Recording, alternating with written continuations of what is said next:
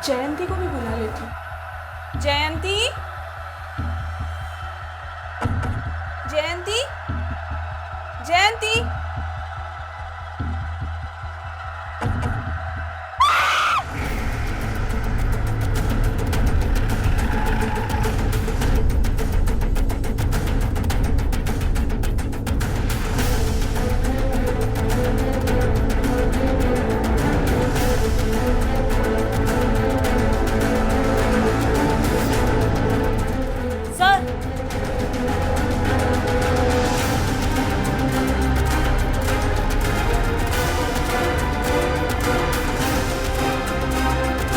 सारे घर की अच्छे से तलाशी लो।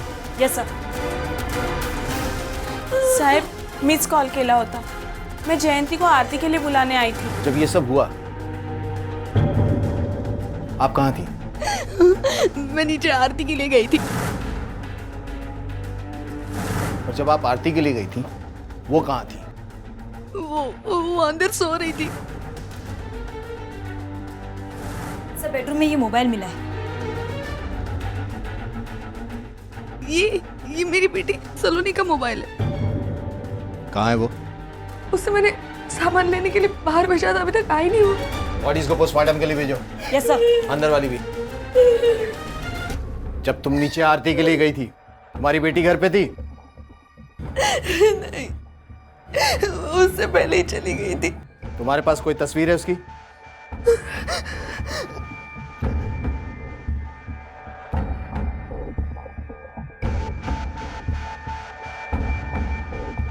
अंदर तुम्हारे सास के कमरे का कबर्ड खुला हुआ है।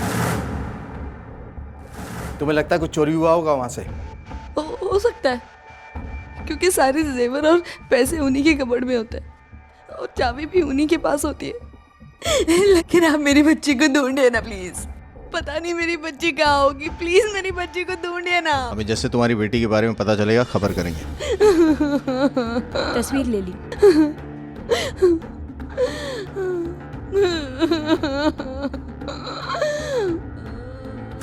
वारदात को चोरी की शक्ल देने की कोशिश की गई है या सच में ये चोरी की वारदात है, ये पता करना पड़ेगा। कोई चोर चोरी करने के लिए आए और 3 बच्चों को मार दे, ये बात विश्वास करना थोड़ा मुश्किल है। सर, रुक्मिणी की एक बेटी भी है जो इसी सोसाइटी के ए विंग में रहती है। आश्चर्य की बात तो ये है कि उसकी मौत की खबर सुन के वो लोग उन्हें मिलने भी नहीं आए। और कौन कौन है उसके परिवार में? पति, पत्नी और 2 बच्चे। आपको पता था कि आपकी मां नहीं है, फिर भी आप नहीं गई थी वहां? वो साहब में घबरे, वैसे खुद ही नहीं गई साहब, और जाती तो मैं रोक देता इसको। आपकी दुश्मनी थी क्या उनसे? दुश्मनी? वो घर के बारे में कुछ ना पूछो तो ही अच्छा है साहब। कुछ भी अच्छा सुनने को नहीं मिलेगा आपको। एकदम सत्यानाश परिवार है।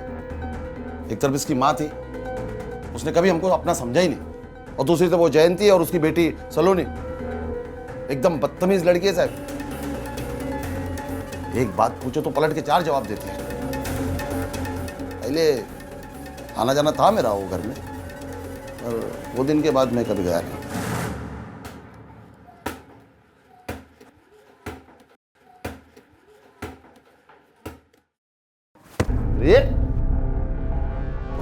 किसने फेंका बॉल? हाँ, मैंने फेंका। क्या कर लेंगे आप?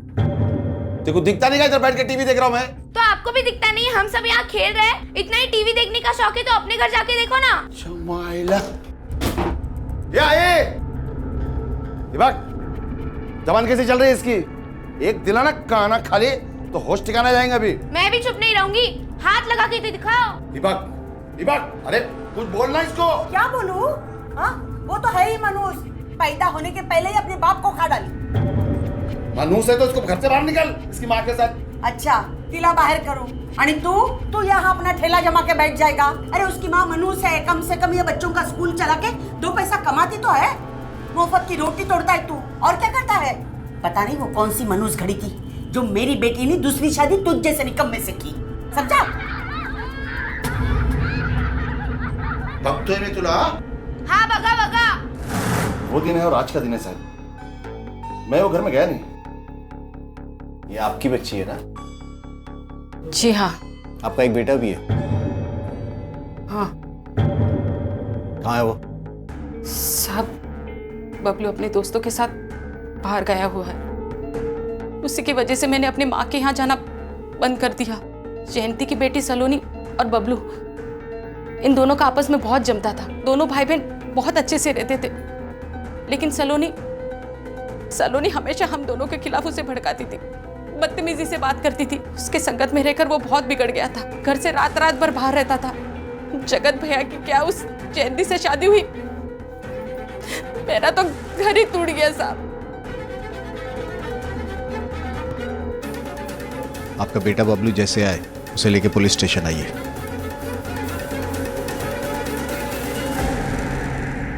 जीते जी नाक में तो दम करके रखा ही था, अब मरने के बाद भी जान नहीं छोड़ रही. क्या आइला था आता पुलिस स्टेशन के चक्कर लगाने का.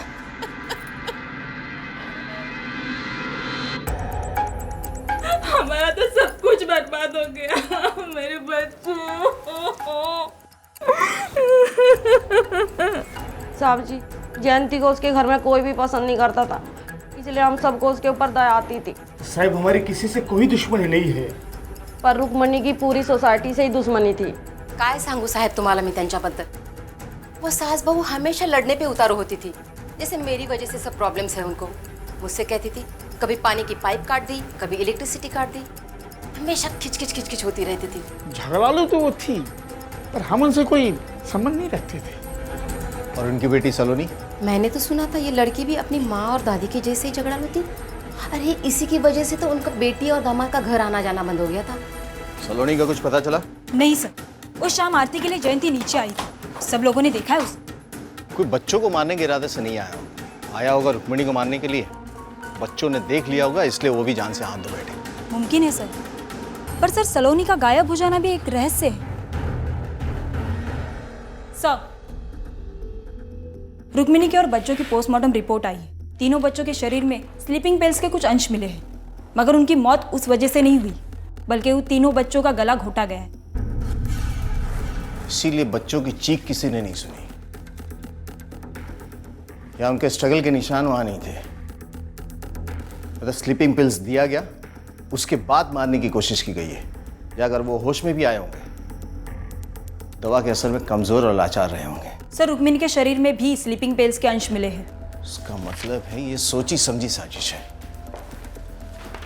सलोनी का कुछ पता चला? नो सर, सलोनी का अभी तक कुछ पता नहीं चला, और बबलू भी घर पे लौट के नहीं आया है. रेलवे स्टेशन, बस स्टॉप, सभी की जगह पूछताछ चालू है. जयंती का कहना है कि सलोनी कहाँ है उसे मालूम नहीं. जब तुम नीचे आरती के लिए गई थी, तुम्हारी बेटी घर पे थी? उससे पहले ही चली गई थी. संध्या कहती है कि बबलू कहाँ है उसे मालूम नहीं. बबलू अपने दोस्तों के साथ बाहर गया हुआ है. दोनों में से कोई तो झूठ बोल रहा है.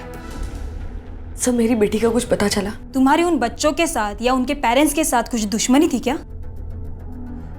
नहीं, ऐसा कुछ नहीं था. मैं उन बच्चों को अपने बच्चों की तरह संभालती थी. नींद की गोली खिला के? नहीं, मैंने उन्हें तुमने उन्हें स्लीपिंग पिल्स दिया ताकि तुम उनकी जान ले सको. नहीं, मैंने उन्हें नहीं मारा. मी काही नाही केलं, मी नाही मारलं. हाँ, मैं उन्हें स्लीपिंग पिल्स देती थी, लेकिन सब मैं क्या करती. पूरा दिन घर का काम करो, मेरी सास की सेवा करो, मुझसे नहीं हो रहा था. ऊपर से दोपहर का टाइम मेरी सास का सोने का होता था. अगर उस बीच कोई भी बच्चा रोता तो फिर वो उन्हें मारने चली आती थी. शर्म आनी चाहिए तुम्हें. बच्चों को नींद की गोली खिला के सुलाती थी तुम. मला माफ करा सर, माझ्याकडून चूक झाली. लेकिन मैं ऐसा नहीं करती तो मेरी सास उन बच्चों को मारती थी, और सबसे पहले वो मेरी बच्ची सलोनी पर ही हाथ उठाती थी. छुप जा, मैं ढूंढ रही हूँ ना दवाई.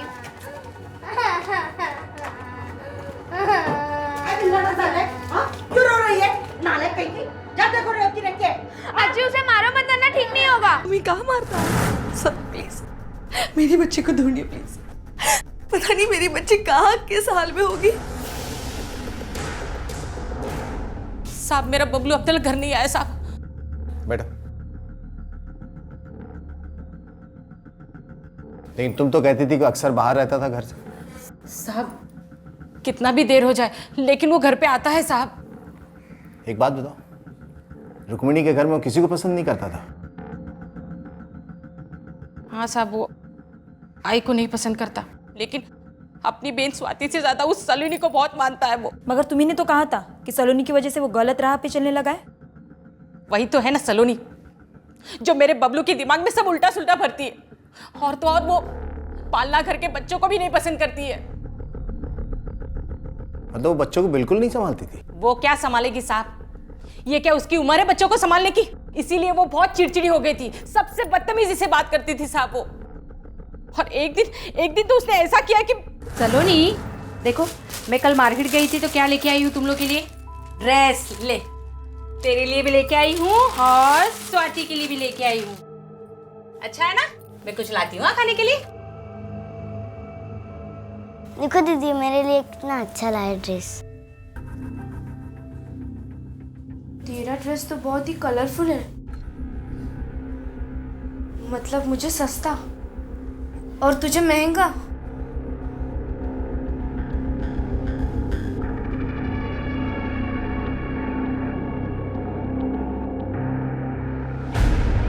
दीदी मेरी ड्रेस क्यों काट रहे हो? आई मेरी ड्रेस तोड़ दी। आई काट दी। ये क्या कर रही है तू? क्या किया इसका तूने? क्या कर रही तू? ये हाथ भी मत लगाना है, समझी ना? समझा? छोड़ना। बैठ। आपके पति के बीच में रिश्ता कैसा है? वो अच्छे हैं साहब, लेकिन उन्हें गुस्सा बहुत ज्यादा आता है।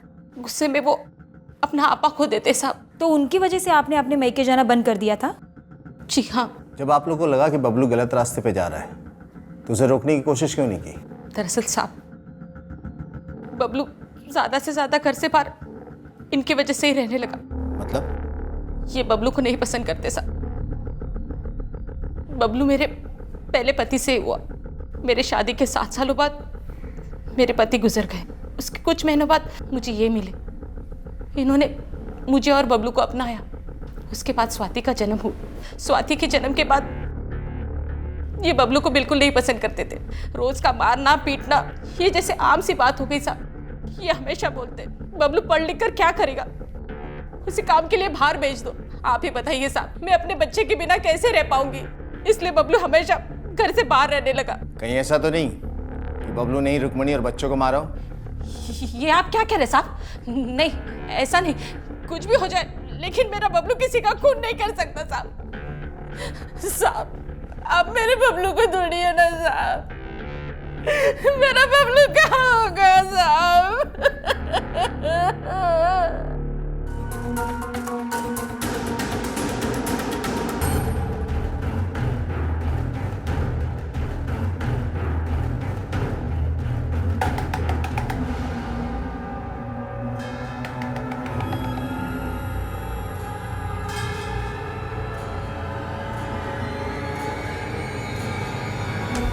यहाँ क्यों है जल्दी? मेरी बच्ची सलोनी नहीं मिल रही है। पता नहीं वो कहाँ चलेगी, पता नहीं वो कहाँ के साल में होगी, मिल नहीं रही है मुझे। तुम्हें यहाँ आते किसी ने देख लिया ना, दोनों के लिए मुसीबत हो जाएगी। लेकिन दीपक मेरी सलोनी कहाँ है? तुम्हें पता है कुछ? दीपक मेरी सलोनी है, फिक्र मत करो, वो आ जाएगी। एक मिनट। मेरी बच्ची।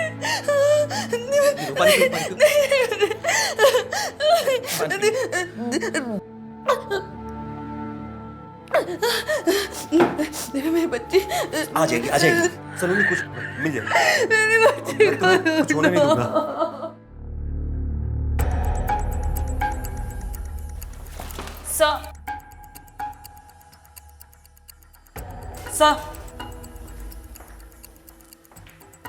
सलोनी का और बबलू का अभी तक कुछ पता नहीं चल रहा है। एक बात तो साफ है, मनसा बच्चों को मारने की नहीं थी। मारने वाला रुक्मिणी को मारना चाहता था, पर बच्चों की मौत अनुसांगिक थी। कुछ तो हुआ होगा जिसकी वजह से बच्चों को मारना पड़ा। कहीं ऐसा तो नहीं कि बच्चों ने कातिल को रुक्मिणी को मारते हुए देख लिया था? हो सकता है सर। वैसे तो रुक्मिणी के कई दुश्मन थे, जयंती खुद उससे परेशान थी। राघव, बबलू और सलोनी पूरी तरह से नफरत करते थे।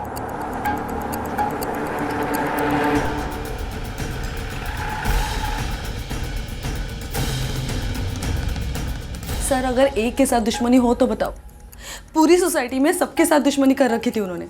घरात जर पाण्याची प्रॉब्लेम असेल तो वो प्लम्बर को नहीं बुलाएगी, सोसाइटी में सबके साथ झगड़ा करने चली जाएगी। ये क्या पानी नहीं? अरे जब देखो ये प्रॉब्लम है, क्या करे इस राधिका का? हाँ, सेक्रेटरी बन के बैठी है। अभी बताती हूँ रुक्मिणी क्या होता है। राधिका, राधिका! अरे काय झालं काकी? मेरी तुझी काकी। हाँ, क्या चल क्या रहा है? जब देखो नल का पाइप काट दिया, इलेक्ट्रिक की वायर काट दी। हाँ, अभी कुछ हो गया ना तेरा हाथ काट डालूंगी, समझे? मुंह संभाल के बात करो। उम्र का लिहाज करके चुप हो, इसका मतलब ये नहीं कि नहीं इल्जाम लगाओगे। अरे जब देखो तब अरे आप अपनी जब देखो तब सपोर्ट करती रहती हो। उसको नहीं तो समझा देखो तब वो क्या समझा देखती हो। चली जाए तो चलो जाओ। साफ साफ तुझसे एक बात पूछ रहा हूँ, पता सलोनी से आखिरी बार कहाँ मिला था? बताया तो साहब, मैं 3 दिन पहले उससे मिलने गया था। मैंने उसको बोला कि समोसे खाकर आते हैं, उसने मना कर दिया और मुझे भी गुस्सा आ गया। मैं फिर घर पर गया और मैंने 1000 का नोट निकाला उसकी पैंट से। किसकी पैंट से? मेरा सौतेला बाप राघव।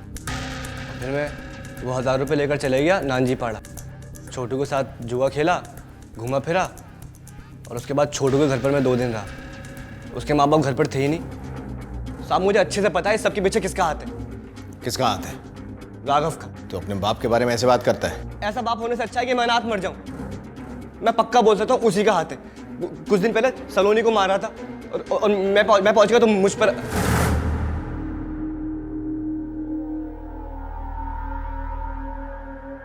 तू बात नहीं कर सकती तो मैं बात करता हूँ। हट। भाई ये इसको यहां से निकालो और ये घर बेच के हमको हमारा हिस्सा दे दो।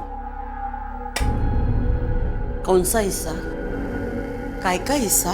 ये घर मेरे नाम पे है, किसी का कोई हिस्सा नहीं आता है। तुझ जैसे निकम्मे को एक फूटी कौड़ी नहीं दूंगी। ये घर बेच के मैं गणपति बापा के मंदिर में दान दे दूंगी। ना इस मनुष्य को कुछ मिलेगा, ना तेरे जैसे निकम्मे को, समझा? ये घर मैं लेकर आऊंगा। अरे यार सुनिए ना मेरी तेरी विधवा बेटी है ना, इसको अपनाया मैंने। बबलू कहाँ था तू? कहाँ गया था तू? नानजी पाड़ा में जुआ खेल रहा था, वहां से उठाया इसे। ये क्या कह रहे हैं आप? साहब इसे माफ कीजिए, ये फिर से कभी नहीं जाएगा। बोल साहब को नहीं जाएगा, बोल। इसका स्टेटमेंट लो और उसके दोस्तों के बारे में पता करो।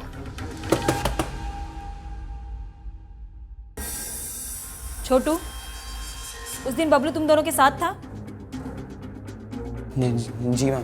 क्या कर रहे थे तुम लोग? कुछ नहीं मैम, हम लोग तो बस घर पे। देखो सच बताओ, बबलू ने हमें सब सच बता दिया है, मैं तुम्हारे मुंह से सुनना चाहती हूँ। कुछ नहीं मैम, हम लोग यहीं पे बस वो पार्टी वगैरह कर रहे थे तो, और शराब पी रहे थे और थोड़ी सी पिक्चर। कहाँ है सलोनी?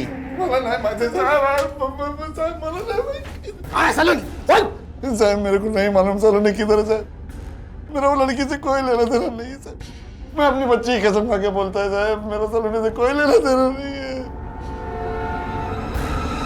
देखो बाबू, हम जानते हैं कि तुम अपनी बहन से बहुत प्यार करते हो और ये भी जानते हैं कि तुम बहुत कुछ छुपा रहे हो। मेरी मानो तो तुम जो भी जानते हो सच सच बता दो। सलोनी के लिए तुम अपने बाप से लड़ चुके हो, अपनी माँ को उल्टा जवाब दे चुके हो, अपनी नानी से बहस कर चुके हो। अब अगर उसकी जिंदगी बचाना चाहते हो ना, तो जो जानते हो सच सच बताओ। सीमा। Yes sir. मुझे नहीं लगता ये अपनी बहन से प्यार करता है। जाने दो इसे। चलो सर। चल। सर जिस दिन नानी की मौत हुई थी, मैं गया था सलोनी से मिलने।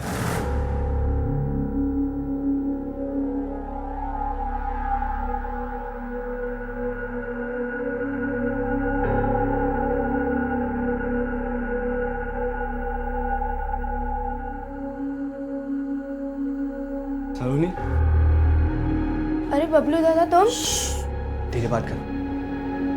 मैंने सारा बंदोबस्त कर लिया है, कल सुबह 4 बजे हमारी ट्रेन है। पर आई को छोड़कर? आई के लिए तो कर रहे हैं हम ये सब। तुझे क्या लगता है मामी और माया खुश है? एक तो ये नानी और एक वो आदमी मुझे बाप बोलना पड़ता है। पर हम पकड़े गए तो? कुछ पकड़े नहीं जाएंगे, मैंने किसी को नहीं बताया, ठीक है? कल सुबह 4 बजे मुझे वहां मिलो, ठीक है? सर अगले दिन मैंने उसका सुबह बहुत इंतजार किया पर वो नहीं आई साहब। मैंने सोचा वो डर गई है। मैंने उस दिन पूरा पक्का कर लिया था कि मैं उससे बात नहीं करूंगा। टेंशन में 2 दिन घूमता रहा, जुआ खेलता रहा, ऐसे खर्च करता रहा, और जब यहाँ आया तो मुझे पता चला कि ये सब हुआ है। मुझे पता नहीं था सर। तुम कितने बजे सलोनी से मिलने गए थे? करीब 6 बजे। बिल्डिंग के नीचे आरती स्टार्ट ही हुई थी। जब तुम वहां गए थे तुम्हारी नानी और बच्चे जिंदा थे? सर नानी के कमरे में तो मैंने नहीं देखा, पर बच्चे सो रहे थे वहां पर। बबलू की बात पे विश्वास करें तो खून उस वक्त हुआ जब नीचे आरती हो रही थी, क्योंकि सरला जब जयंती को आरती के लिए बुलाने गई उस वक्त उसने रुक्मणी की बॉडी देखी।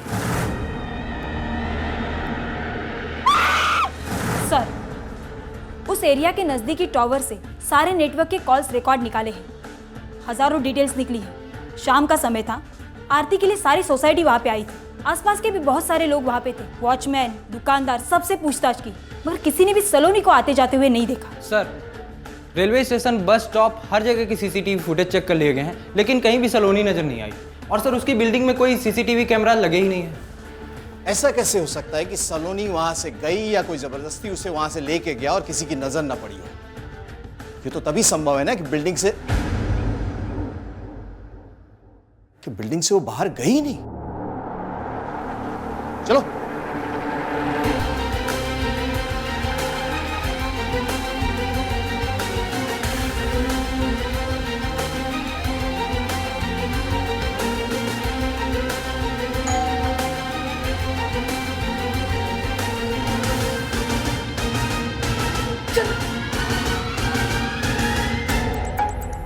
आपके सोसाइटी में जो फ्लैट्स बंद पड़े हैं उनकी चाबियां किसके पास है?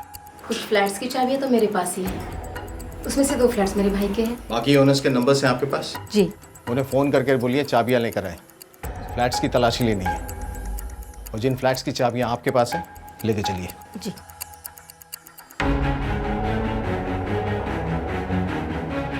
आइए सर। अंदर चेक करो।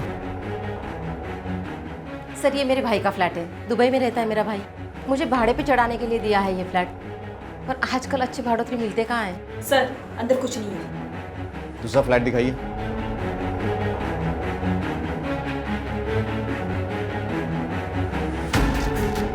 लाइट है? ओह लगता है लाइट कट गई है, मैं अभी मीटर चेक करके आती हूँ। हाँ?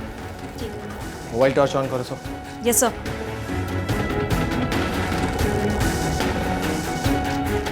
पूरा कोना चेक करो, देखो कुछ है क्या।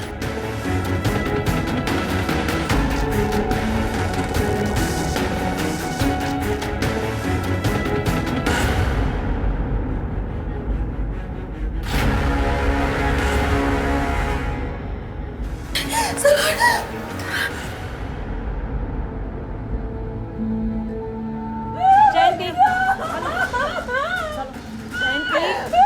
अपने आप को संभालो जयंती, बाहर लेके जाओ इनको। फॉरेंसिक को बुलाओ, बॉडी को पोस्टमार्टम के लिए भेजो। Yes sir. सर सलोनी की पोस्टमार्टम रिपोर्ट, इस रिपोर्ट में लिखा है उसके साथ कई बार बलात्कार हुआ है, मगर उसकी मौत दम घुटने की वजह से हुई है। जाहिर सी बात है कि जिसने भी ये क्रूरकर्म किया है उसने उसकी चीखें रोकने के लिए उसका मुंह दबाया होगा और उसी में उसका दम घुट गया। क्राइम स्पॉट से कुछ मिला? कुछ खास तो नहीं सर, मगर ये स्लीपिंग पिल्स की खाली बोतल मिली है।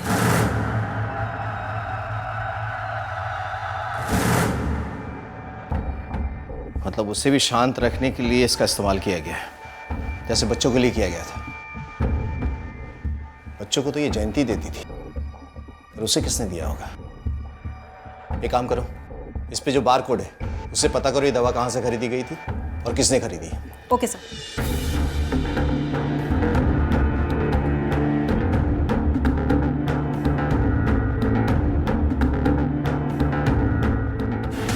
ये दवा तुम्हारी दुकान से लिया गया है।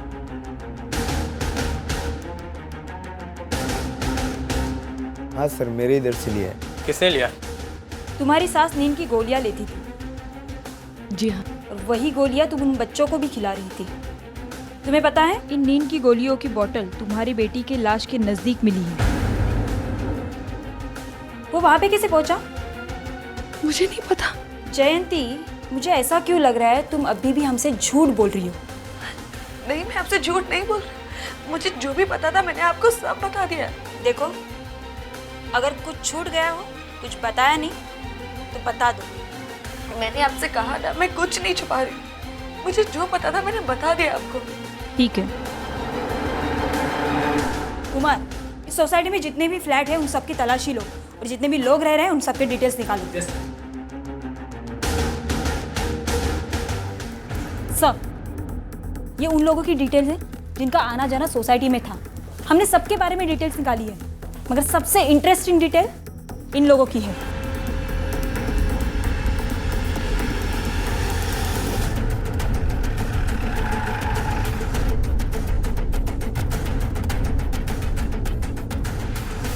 कारण क्या है मैडम, बताइए तो हमें क्या बात हो गई?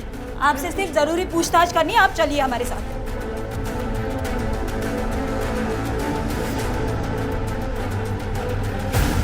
कानपुर से यहाँ पे शिफ्ट क्यों हुए? हमारा बेटा यूएस चला गया तो वहाँ एकदम अकेलापन लगता था, इसीलिए हम यहाँ चले आए। या फिर इसलिए कि तुम पर एक नाबालिग लड़की पर करने का आरोप लगा था? जब उस फ्लैट की चाबी तुम्हारे पास थी तो फिर किसी और ने वो फ्लैट कैसे खोला? इसका मतलब सलोनी को तुमने वहां रखा था। नहीं साहब, मुझे कुछ नहीं पता। सारे फ्लैट की चाबियां मैं एक ट्रे में रखती थी, ये चाबी भी उसी में थी। मैंने कुछ नहीं किया मैडम। तो फिर किसने किया? मेरे बेटे ने किया, लेकिन मैं अपने बेटे का भविष्य खराब होते नहीं देख सकता था, इसलिए उसका सारा इल्जाम मैंने अपने ऊपर ले लिया। जयंती के घर के पानी का कनेक्शन, बिजली का कनेक्शन तुमने काटा क्योंकि तुम उन लोगों से नफरत करती थी, है ना? नहीं सर, मैंने कुछ नहीं किया। मैं क्यों करूंगी ये सब? ना ही मैंने उनके पानी का पाइप काटा, ना ही इलेक्ट्रिसिटी कट की। वो तो रुक्मिणी काकी हमेशा मुझ पे कुछ ना कुछ इल्जाम लगाती थी। तुमने कभी राधिका को बिजली का तार और पानी का पाइपलाइन काटते हुए देखा था? नहीं मैडम, उसको नहीं देखा था। तो फिर किसे देखा था?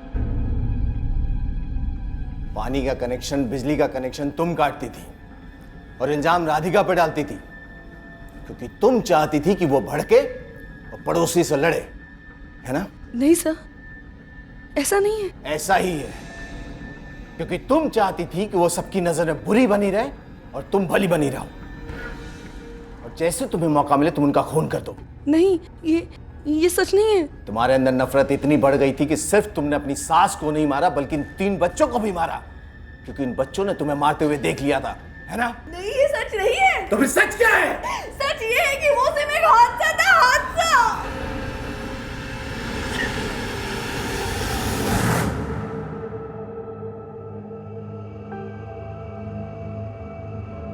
चलो बच्चों, थोड़ा थोड़ा दूध पी लो।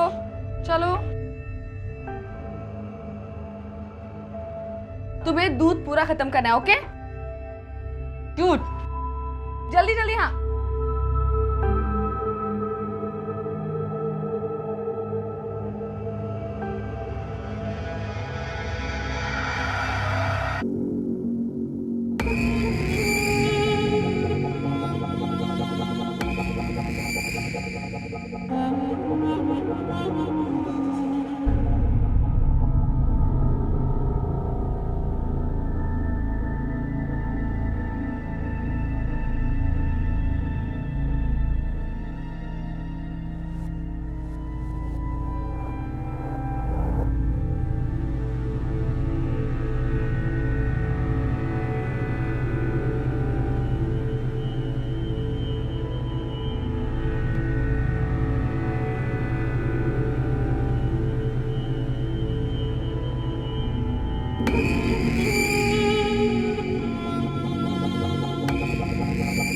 जयंती,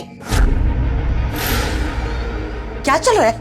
हाँ, बेशरम, ये गुल खिला रही है। अरे तुझे क्या लगा सास सोई है, कुछ भी करूं किसी को पता नहीं चलेगा। एक बच्चे की मां से 2 मिनट पराया मर्द घर में आया और उसके साथ तू गप्पे मार रही है। बोले को बता दो। सुना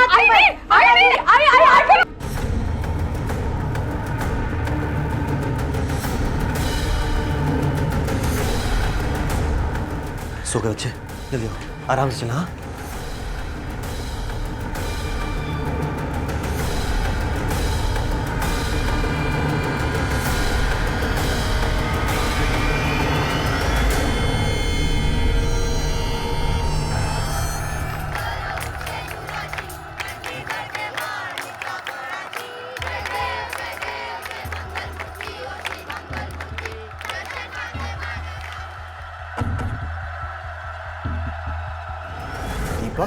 दीपक हमारे बिल्डिंग के छोटे बड़े काम करता है, प्लम्बिंग का और इलेक्ट्रिशियन का। वो बिजली की तार मैं ही काटती हूँ।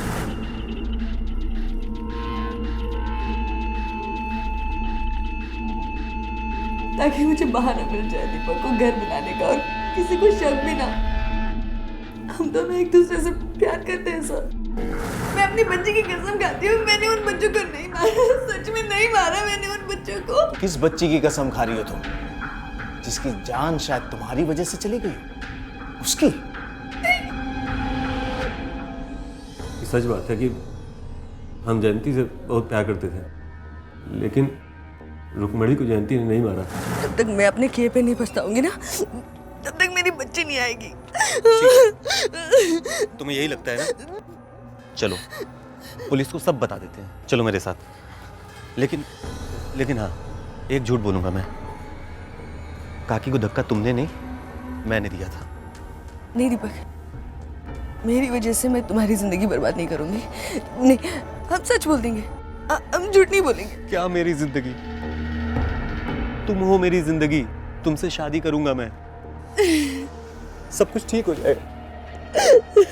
तुम्हें जयंती की सफाई देने की जरूरत नहीं है। उस शाम हादसे के बाद मैं भी जयंती के साथ निकल गया था, डरा हुआ बहुत था शायद, तो फिर मैं घर से बाहर ही नहीं निकला। इसे लॉकअप में रह के अच्छी खातिरदारी करो। Okay sir. इस वक्त हमारे सामने 3 लोग हैं जो शक के दायरे में हैं। दीपक, हम जयंती से बहुत प्यार करते थे, लेकिन रुक्मणी को जयंती ने नहीं मारा। वो बुजुर्ग आदमी जिसने अपने बेटे की कहानी हमें सुनाई, राघव। ये घर बेच के मैं गणपति बापा के मंदिर में दान दे दूंगी, समझा? ये घर मैं लेकर आऊंगा। अरे यार, कि जयंती को भी हम नजरअंदाज नहीं कर सकते। ये सच नहीं है। तो फिर सच क्या है? सच ये है कि वो सिर्फ एक हादसा था, हादसा। सीमा, एक काम करो, इन तीनों लोगों के डीएनए सैंपल कलेक्ट करो और सलोनी के बॉडी से मिले सीमेंट से मैच करो। Okay sir.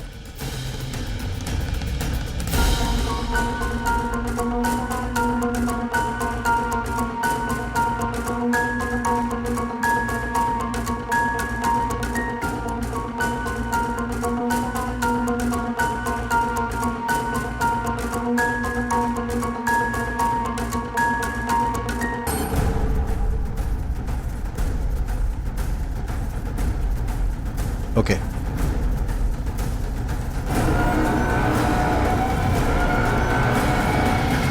छोटी बच्ची का क्या तुम्हें? साहब, मैं जयंती से प्यार नहीं करता था, मैं तो बस मजे ले रहा था साहब। मेरी शादी तो पहले हो गई थी साहब, बीवी गाँव पे, लेकिन साहब मैं किसी को मारना नहीं चाहता था, न सलोनी को न बच्चों को। लेकिन जयंती मुझसे प्यार करने लगी थी, किसी न किसी बहाने वो मुझे बुला लेती थी। उस दिन हादसे के बाद जब रुक्मणी की मौत हो गई तो मैं भी डर चुका था साहब, और जयंती के साथ मैं बाहर निकल गया। पर कुछ दूर जाने के बाद मुझे याद आया कि मेरा पर्स तो जयंती के घर में छूट गया है। मैं पर्स लेने वापस गया, सब लोग आरती में मगन थे, मैंने उसका फ़ायदा उठाया।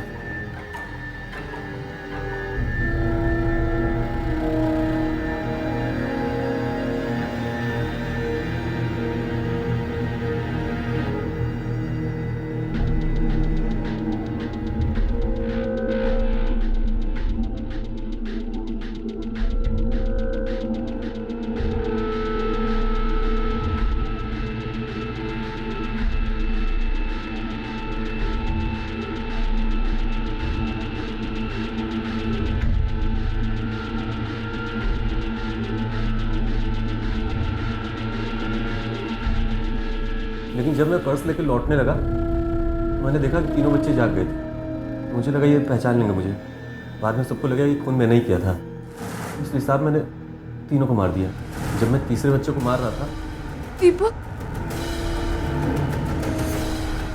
तो मैं और घबरा गया।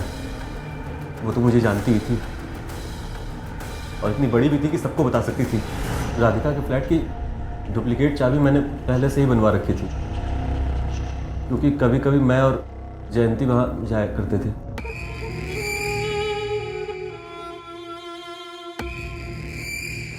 लेकिन तूने सलोनी का क्यों किया? एक दिन मेरी नजर सलोनी पे पड़ गई।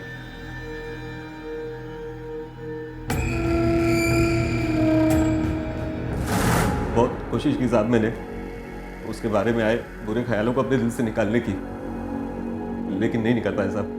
जब सलोनी को वहां लेके गया तो मैंने उसके साथ